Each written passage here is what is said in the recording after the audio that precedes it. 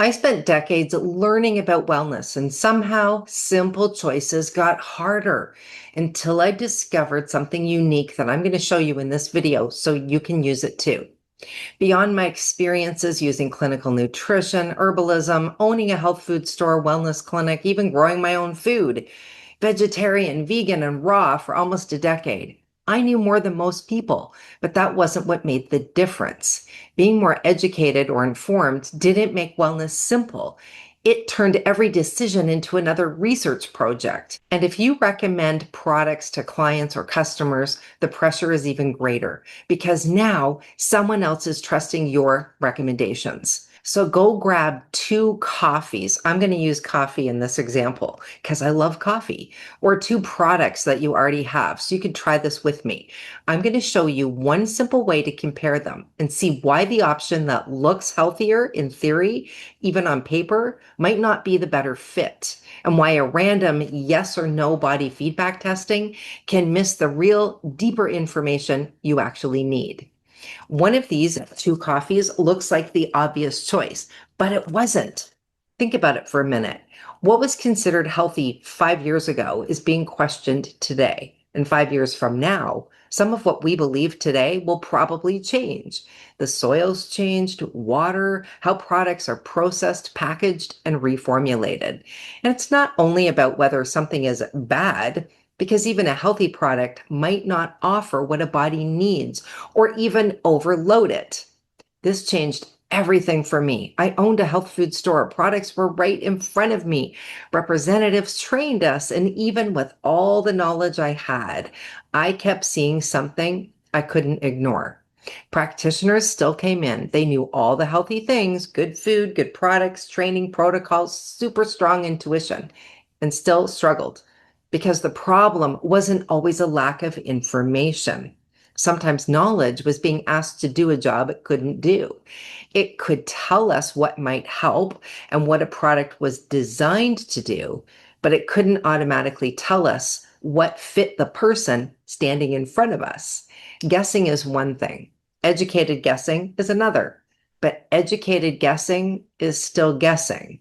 And sometimes it's dressed up like expertise. I know that sounds harsh, but I'm including myself in that. And in a minute, you'll see why. My education gave me options, but it didn't give me a way to verify the best option. Symptoms can be super tricky. They might not point to the body's real priority. A product might be supportive, but how supportive? A little, a lot? Or could it help in one way, but cause a disruption somewhere else in the body that you can't see? That's where wellness gets messy. You add more healthy things, chase symptoms, or try to manage them because you're missing a verification step. You can know a lot, but still not get the results you want. That was a huge part of why I developed the Simple Health Test method. People shouldn't need decades of study to make one clear decision. And practitioners, we need a simpler way to verify the recommendations before we make them. So let me show you. We're going to test coffee. I have coffee here. I love coffee. I don't want to give it up because somebody online says coffee is bad. And I don't want to assume a coffee is right for me simply because it's expensive, organic, or marketed as healthy. I've tested coffees that looked excellent in theory or on paper that did not test well for me. And I've tested a much more ordinary coffee that did. The one that fit me was not the one I would have chosen based on marketing or reviews by itself. And muscle testing is one tool you can use with the Simple Health Test method. And today I'm going to use a simple leg test because I'm by myself and it's just easy for you to see for the sake of this video.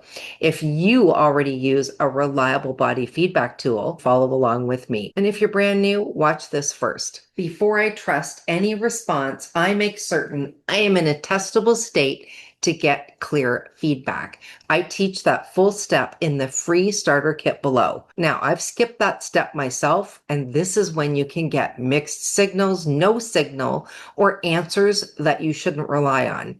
Now, I can compare these 2 coffees, but what I want you to notice, I'm not holding one up and simply asking, is this good for me?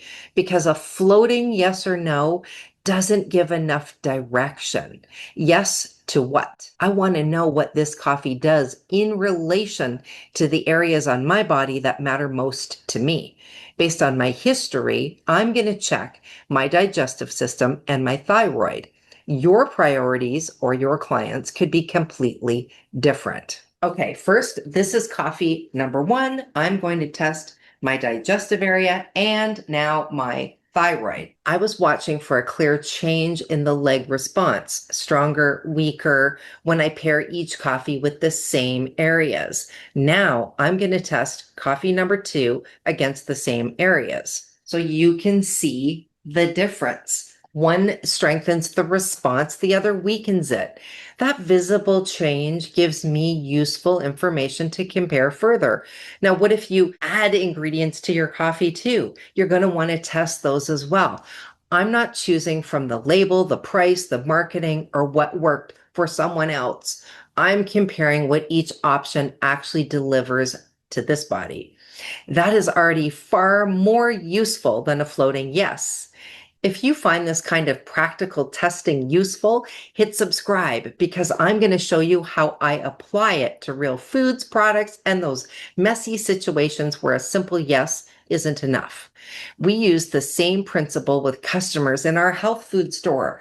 Product representatives would give us information and pamphlets about products, but it couldn't tell us what option fit our customer best that was standing in front of us.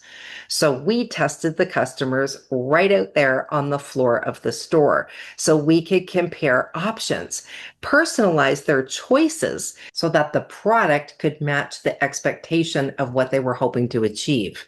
Now, if the situation was deeper, they would book appointments in the clinic. That was how our store stood out. We weren't simply selling products.